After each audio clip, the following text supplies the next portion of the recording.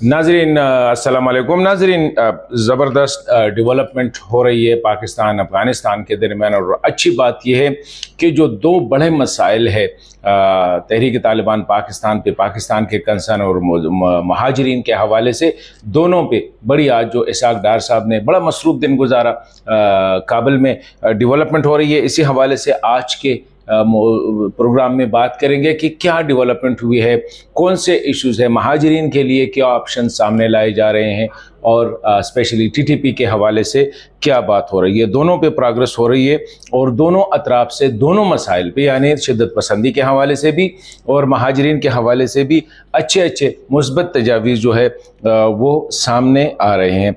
अभी मसला जो बुनियादी तौर पर है, मेरे ख्याल में ये जो 3-4 दिनों में जो हुआ, इससे अंदाज़ा होता है कि पाकिस्तान अफ़गानिस्तान एक दूसरे के कितने करीब है। एक दो विजिट से वो जितने भी नफ़रत और गलत बातें थी वो सारे ख़त्म हो जाते हैं, एक दूसरे के साथ वो भाई भाई बन जाते हैं। तो मैं समझता हूँ कि पाकिस्तान और अफ़गानिस्तान का सबसे बड़ा मसला जो है वो ताल्लुकात को बहाल रखने का है। अभी तक हम नाकाम हुए हैं कि हम ताल्लुकात को बहाल रखे, प्रोसेस को लेके जाए। मतलब है हम मसाइल पे फोकस करते हैं और ये मसाइल इतने बड़े नहीं हैं कि दोनों मुल्कों के दरमियान अगर ताल्लुकात बहाल हो तो ये मसाइल को इतना स्पेस मिल जाएगा जितना अभी मिल रहा है, स्पेशली शिद्दत पसंदी और ये महाजरीन के मसले को।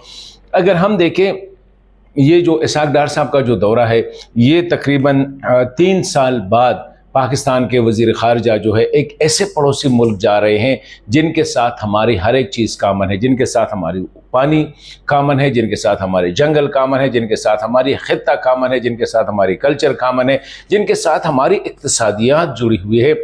ये बदकिस्मती की बात है कि पहला दौरा जो हुआ था जब अमारत इस्लामी वजूद में आई, तो ये 2021 की बात है, जब शाह महमूद कुरैशी साहब, पाकिस्तान तहरीक इंसाफ की हुकूमत थी, शाह महमूद कुरैशी साहब ने दौरा किया। उसके बाद 2022, 2023, 2024 और 2025 में ये दौरा हुआ। मतलब है कि 3 साल हम बिल्कुल एक दूसरे से जो है एक दूसरे के साथ हमने हाथ मिलाने की कोशिश नहीं की। बहुत ज़्यादा टाइम जो है हमने ज़ाया किया। दोनों ममालिक इक़्तिसादी लिहाज से, तिजारती लिहाज से, हर लिहाज से ये जुड़े हुए हैं और इन 3 सालों में हम बहुत कुछ कर सकते थे, लेकिन बदकिस्मती से मसाइल में उलझे रहे। हमने फोकस नहीं किया कि अगर एक दूसरे के साथ करीब आए तो हमारे लिए क्या फ़ायदे हो सकते हैं, दोनों कौमों के लिए, दोनों मुल्कों के लिए। अगर हम एक कम्प्रहेंसिव एजेंडे के साथ चलते शुरू ही से, और आज भी मैं समझता हूँ कि हमें एक कम्प्रहेंसिव एजेंडा की ज़रूरत है। ये नहीं है कि एक मैं कहता हूँ कि जी ए पे बात होनी है तो दूसरे पे नहीं होगी, दूसरा कहते हैं बी पे बात होगी तो आगे हम चल के जाएंगे। एक दूसरे के लिए गोल पोस्ट तब्दील नहीं करेंगे।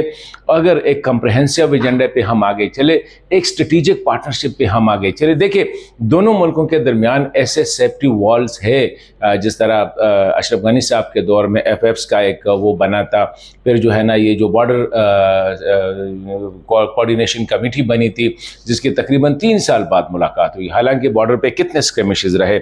तो मैं समझता हूँ कि ये बड़ा, जब दुनिया तब्दील हो रही है तो पाकिस्तान और अफ़गानिस्तान को भी एक दूसरे को तब्दील करना पड़ेगा।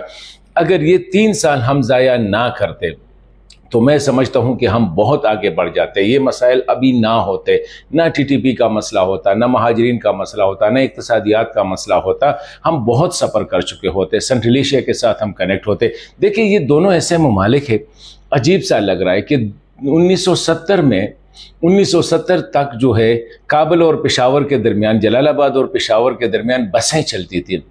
आज तो मैं समझता हूँ कि अगर हम नॉर्मल कौमें होती, हम में थोड़ा सा सेंस होता कि ये दूसरे दुनिया के साथ चलने का, तो आज काबुल और इस्लामाबाद के दरमियान ट्रेन चलनी चाहिए थी, लेकिन वो बस तो क्या, अभी तो हमने एक दूसरे के लिए रास्ते बंद किए हैं। कनेक्टिविटी की ये आलम है कि दोनों ममालिक जितने करीब है, GT रोड से तो पहले से कनेक्ट थे। आज ये मोटरवेज पेशावर तक जाके आगे नहीं जाती है, मोटरवेज क्वेटा तक जाके आगे नहीं जाती है, रेल रोड जो है पेशावर लंडिकोतल तक जाती है, आगे नहीं जाती है। इसी तरह गुलाम खान से आगे नहीं चलती है, खरलाची से आगे नहीं चलती है। क्यों?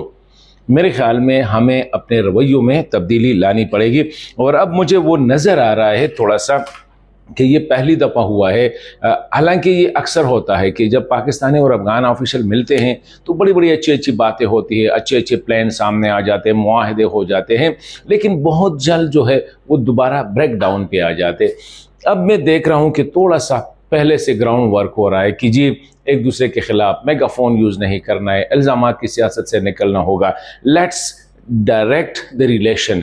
ये जो रिलेशनशिप है, ये ताल्लुकात है, इसको हम फोकस इस पे हमने फोकस करना है। टीटीपी के हवाले से बिल्कुल यही बात कि आगे बढ़ेंगे, इस पे देखेंगे, ताउन दोनों साइड से होगी। जिस तरह अब उनके हमलों में पहले से कमी आई है, जब हमने कहा था, बहुत पहले कहा था कि अफगानिस्तान कोऑपरेशन कर रहा है, लेकिन हमने मुंह बंद करने होंगे, हमारे ऑफिशियल्स को मुंह बंद करने पड़ेंगे, क्योंकि उनके इंटरनल मसाइल है, वो करेगा, क्योंकि कोई भी नहीं चाहता है कि उसका मुल्क जो है 1 2 3 4 10 50 100 शरपसंदों के लिए कुर्बान हो। रेफ्यूजीज़ के हवाले से बड़ी अच्छी डेवलपमेंट हुई है, दोनों ने तजावीज़ मुरतब किए हैं, पाकिस्तान साइड से भी है कि वीज़ा के लिए क्या करना है, POR के लिए क्या करना है, SEC कार्ड होल्डर्स का आगे क्या करना है। लेकिन अभी इस पे होमवर्क हो रहा है।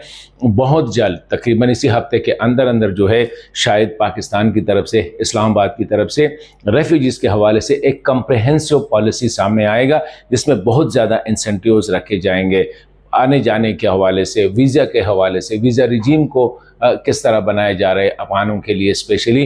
तो बहुत सी डेवलपमेंट हो रही है। देखिए मसाइल हल हो जाते हैं, लेकिन हम एक दूसरे के साथ बैठ तो जाए ना। अभी ये जो उठक बैठक हो रही है, इसके नताइज सामने आएंगे और बहुत जल्द सामने आएंगे। और मैं समझता हूँ कि पाकिस्तान और अफगानिस्तान के साथ सिर्फ पाकिस्तानी और अफगानियों की किस्मत नहीं जुड़ी हुई है, बल्कि इस खित्ते की नसीब जो है ये भी पाकिस्तान और अफगानिस्तान के ताल्लुकात के साथ नती हुई है।